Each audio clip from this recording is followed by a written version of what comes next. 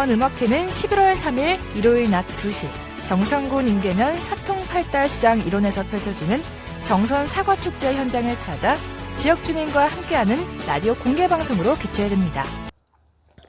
안녕하십니까. 농약을 잘못 쳤을 때 피해가 발생하는 것은 어마어마합니다. 그러니까 뭐 잎이 다 탄다든가 과일이 동록이 발생된다든가 이렇게 되면은 그해 농사를 거의 뭐 한 8, 90% 잘 못하는 경우가 발생하기 때문에 이런 경우를 이제 좀 농약 혼약 관계를 알게 되면은 그런 위험성이 적게 발생된다 이렇게 보시면 되겠어요.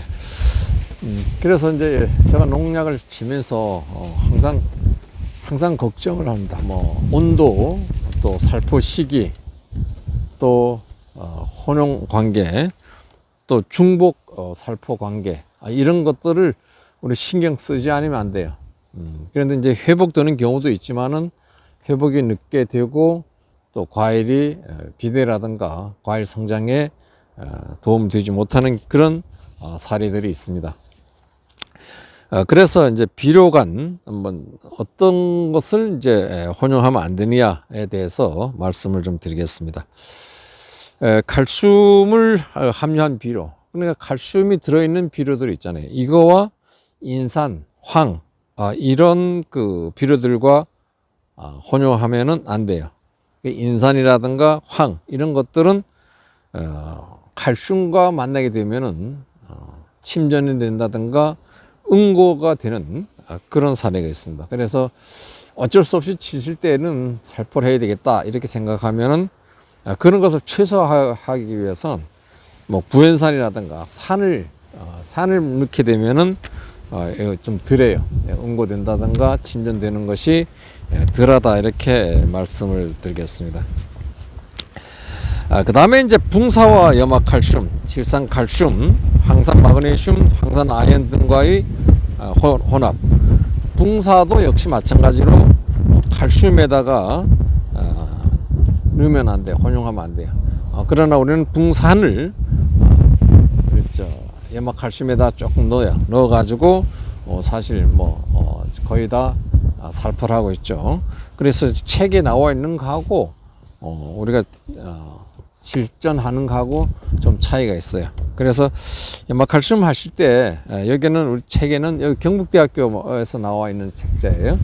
그거 보면은 이제 할 수 없도록 이렇게 되어 있는데 우리는 붕산과 칼슘을 함께 혼용을 한다 이렇게 말씀드리겠습니다.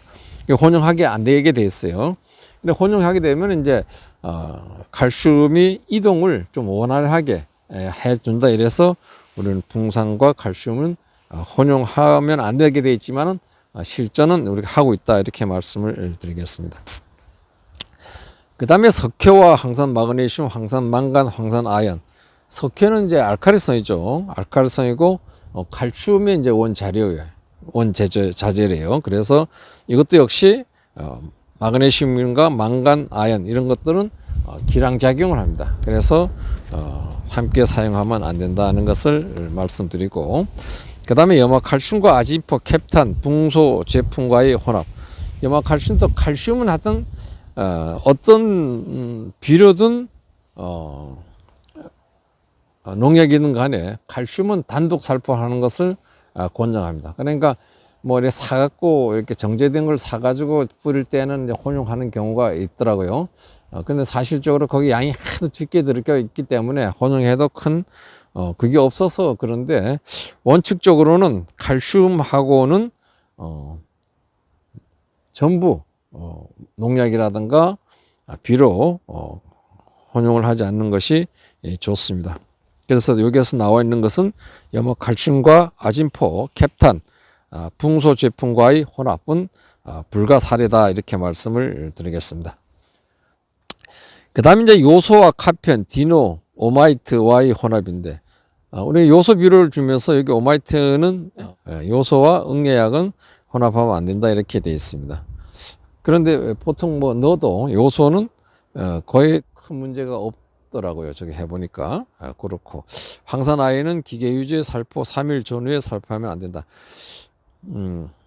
그러니까 황산화연하고 기계유제, 이런 유제하고 우리 농약하고 비료 이런 것들은 기간을 좀 줘야 된다는 것을 알고 계시면 돼요. 그래서 황산가리와 질산칼슘, 인산 1 암모늄과의 혼합, 이것도 마찬가지로 기량작용하는 거예요. 요거 보니까 그렇게 안 되고, 황산마그네슘과 질산칼슘, 인산 1 암모늄, 황산아연 또는 붕사와의 혼합, 요것도 황산마그네슘, 칼슘, 기량작용하는 비료들이다, 이렇게 말씀을 드리겠습니다. 제1인산칼리는 요소 외에 어떠한 다른 연면 12용 비료와도 혼용하면 안 된다, 이렇게 되어 있어요. 그래서 이런 것들은 상식적으로 알고, 또 우리가 책에서는 이제 안 된다고 했는데 우리가 실전에서 할 때는 그 양을 좀 최소화시켜서 가능한 경우가 좀 있다는 것을 말씀을 드리겠습니다. 다음에 이제 농약 그 혼용 시 주의사항에 대해서 말씀드리겠습니다. 농약을 이제 하면 가급적 이제 혼용해가지고 2번 칠까 1번 치려고 하는 경우가 굉장히 많습니다. 또 그렇게 해야만이 또 어떤 농약을 안 친 기간 또 좀 있어야 되고, 계속 별도로 치다 보면 계속 뭐 약을 쳐야 되는 그러한 사례들이 있을 수 있다, 이렇게 봅니다. 그래서 석회보로덱은 이제 알칼리성 제제죠. 알칼리성 제제와 유기유황합제, 유황합제와 혼용하지 말 것. 요건 유기유황합제, 유황이죠, 유황. 석회보로덱은 알칼리성, 칼슘이랑 마찬가지라고 그랬어요. 유기유황, 유황이죠. 그래서 요건 혼용하지 말라는 거예요. 그러니까 석회보로덱은 알칼리성 제제와 유기유황합제, 유황합제와는 혼용하지 말 것, 이렇게 되어 있습니다. 그리고 요건 이해가 되죠. 구리는 칼슘이 대기 중에 있는 이산화탄소와 서서히 반응하면서 구리 이온 방출, 수분이 많을 경우 구리 이온이 방출이 많아져서 석회 함량이 적을 경우 약해 우려된다. 우리 석회 보레도가 쳤을 때 보루 치고 비가 오고 이러면 안 된다 그랬어요. 아침에 이슬이 있어도 안 되고 3일 동안 날씨가 좋아야 됩니다. 그렇지 않으면 이렇게 쳤을 때 구리만 남고 석회 가루는 이렇게 흘러내리게 되면 구리가 많이 남게 되죠. 남게 되기 때문에 석회 함량이 적을 경우에는 약해. 그러니까 잎이 구멍이 뚫린다든가 잎이 탈 수가 있어요. 그래 이런 것들은 우리 사던 석회, 구리가 들어있는 약재, 요건 이제 신경을 쓰셔야 된다는 말씀을 드리겠습니다. 그러니까 이거 날씨라든가, 이건 날씨죠. 날씨에 대해서 신경을 쓰셔야 된다, 이런 말씀을 드리겠습니다. 그 다음에 이제 유제와 수화제의 혼합 등 서로 다른 체형 농약을 혼합하면 물리성 변화나 살파계 중에 유효 성분이 화학 변화를 일으킨다. 이것도 마찬가지로 우리는 유제가 이렇게 보면 이제 유제라고 쓴 게 있어요. 농약에 유제라고 써 있기 때문에 그 유제 쓴 거 할 때는 유제와 수화제 그런 약재를 혼용할 때는 반드시 그 주의사항을 살펴보고 해야 돼요. 그게 이제 혼합했을 때는 이제 물리성 변화 또 화학 변화를 일으킬 수 있어요. 이렇게 되면은 또 변화를 일으키면서 열이 발생될 수 있습니다. 열이 발생될 수 있으면 또 잎이 탈 수가 있어요. 그래서 이런 것들은 우리가 유제하고 수화제하고 혼용할 때 자세히 좀 그 주의사항을 읽어보고 하시는 것이 좋겠다, 이렇게 말씀을 드리겠습니다. 농약을 혼용할 때도 매우 중요해요. 중요하니까 이 혼용 순서 같은 거는 우리가 알고 하는 것이 더 효과적입니다. 그래서 먼저 우리 농약을 이렇게 넣을 때 하얀 가루액, 또 하얀 가루액을 먼저 넣어요. 그러니까 물이 묻어 있지 않는 것부터 먼저 넣는 겁니다. 그래서 물에 혼용할 때 하얀 가루액을 넣고, 그 다음에 커피처럼 이제 알맹이로 되어 있는 게 있잖아요. 그게 입상이라 그러는데 그거 넣고, 그 다음에 액상을 넣고 돼요. 액상, 끈적끈적한 액체, 그 다음에 유제를 넣고 하얗게 된 그 액체가 있어요. 그거 넣고 전착제를 넣어요. 그런 식으로 입상 수화제, 액상 수화제, 액제, 유제, 전착제, 이런 식으로 살포를 혼용할 때 하면 돼요. 그래서 우리가 이건 뭐 액제, 수화제 이런 건데 애우기 좀 그렇잖아요. 그러니까 가루, 하얀 가루 넣고 알맹이로 되어 있는 거 넣고 그 다음에 끈적끈적한 거 넣고 그 다음에 유제를 넣고 그 다음에 하얀 물약 끈적끈적하지 않고 물처럼 생긴 걸 넣고 전착제를 넣는다. 이렇게 어음 쉬워요. 조금만 신경 쓰면 돼요. 하여튼 물이 묻어 있지 않는 농약부터 물에 먼저 넣는다 이렇게 생각하시면 돼요. 그것도 하얀 가루를 먼저 넣고 알맹이로 된 건 나중에 두 번째 넣고 그 다음에 끈적끈적한 거 넣고 그 다음에 유제라고 되어 있는 거 있으면 넣고 그 다음에 하얀 물약을 넣는다. 요것은 이렇게 항상 이렇게 넣으면서 그런 생각을 해 보시면은 농약을 이렇게 혼용할 때 생각을 자꾸 해 보시면은 요걸 생각하시면서 농약을 혼용하면은 여기서 커피 믹스 알갱이 같은 게 이제 없으면은 하얀 가루 넣고 끈적끈적한 거 넣고 그 다음에 유제 없을 경우도 있고 끈적끈적한 거 넣고 또 하얀 물약. 그러니까 그런 순서로 넣으면 된다 이렇게 말씀을 드리겠습니다. 그래서 이제 유기인계 살충제가 있어요. 유기인계 살충제가 알카리성이 되면 알카리성 우리가 유기인계 살충제는 거의 다 보통 산성이 되어 있는데 그게 이제 알카리성으로 된다 하면은 가스분해가 돼요. 가스분해가 되면은 그 가스분해가 되는 과정에서 화학 변화가 일으켜요. 그래서 약해가 될 수 있어요. 그래서 그런 것들은 우리 살충제를 사용할 때 알카리성하고 다시 말해서 알카리성이 뭡니까? 이렇게 칼슘 이런 것이 알카리성이 있잖아요.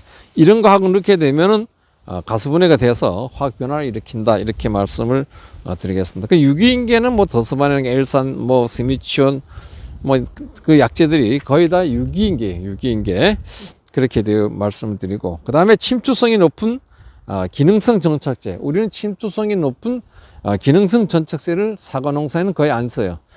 이것은 왁스층을 이렇게 손상시켜가면서 약들이 입두로 들어가게끔 하는 그런 약재들인데 이런 것은 가급적 안 쓰는 게 좋습니다. 그 다음에 영양제, 농약과의 혼용은 약해 우려가 되므로 사용 시 주의해야 된다. 우리 영양제 칠 때는 영양제는 단독으로 치는 게 좋습니다. 단독으로 다콘이랑 델란, 아로벤, 미소진 이러한 전착제들은 작은 기장인 큰 약재들은 전착제가 불필요해요. 그래서 전착제를 안 넣는다 이렇게 말씀을 드리고 그 다음에 이제 생장 조절제가 있잖아요. 지메린이라든가 포미라 이런 것들은 살포를 했을 때 농약을 씻을 때 한 5일 정도 혼용하면 안 돼요. 그러니까 한 5일 정도 시간을 두고 살포하는 것이 좋겠다 이렇게 말씀드리고 아까도 얘기했지만 석회 유황합제, 석회 보르데 이런 것들은 알칼리성이래요. 그런데 이것들도 일주일 간격을 두고 살포하시는 게 좋습니다. 그 다음에 이제 기계유제와 그 아연 이거 수화제는 혼용하면 또 안 돼요. 그래 기계유제하고는 거의 혼용하는 게 없으니까 이건 그렇게 하시면 된다 보고 델란을 치실 때는 디티아논계 델란과 아바메탄 계열 그러니까 보티맥 이것은 또 파라핀 오일 계통 디시트론 이러한 것은 약해 발생이 심합니다. 그래서 절대로 혼용하지 말고 시간을 두고도 살포하면 안 돼요. 그러니까 이거 치는 밭에는 델란을 치는 노때는 이런 아바메타 보티맥 이런 것을 사용하지 않는다 이렇게 보시면 돼요. 보티맥을 사용하고 있었다면 델란 약제를 안 치면 돼요. 그 다음에 이제 그 살비제를 했다면 다른 종류 약제를 사용하십시오. 그런데 요거 보면 이제 이러한 델란 쓸 때는 라이몬, 노발루론이라고 그래요. 노발루론 계통이래요. 요것도 안 쓴다. 또 델란을 쳤을 때는 다른 약제를 칠 때는 한 일주일 간격은 반드시 두고 살포를 하라 이렇게 말씀을 드리겠습니다. 또 우리 고온시 농도가 높은 것을 가지고 살포하게 되면 잎이 가장자리가 황화 현상이 일어나요. 이것도 그렇게 하고 살비제 등은 연용했을 때는 저항성이 발달된다 이렇게 말씀드리고 또 이 물산도 조절이 중요해요. 그래서 사과 식초라든가 목초계 이런 걸 해서 산도가 6 정도 맞춰 놓고 농약과混용해서 사용하시면 좋다고 이렇게 말씀드리겠습니다. 오늘 바람이 너무 많이 부네요. 오늘 여기서 마치겠습니다. 감사합니다.